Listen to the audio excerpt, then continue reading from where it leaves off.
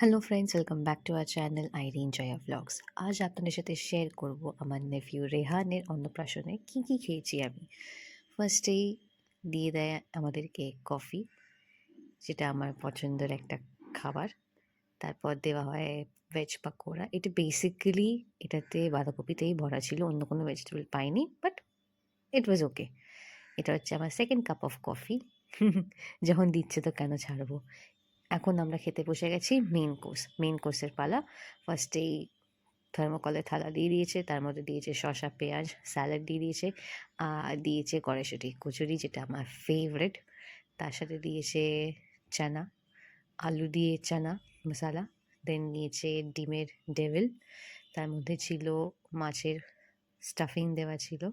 ডিমের ডেভিল কী ভাগ্যে আমি খেয়েছি, এমনি টাইম আমি খাই না। তারপর দিয়ে দেওয়া হয় ফ্রাইড রাইস আর চিলি চিকেন।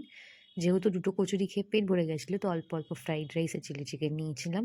দেন দিয়েছিল চাটনি, এখানে ব্যাডমিন্টন শেপের পাঁপড় দিয়েছিল, আর এটা হচ্ছে পায়েস আর নতুন করে রসগোল্লা। ব্যাস এই খেয়েছি।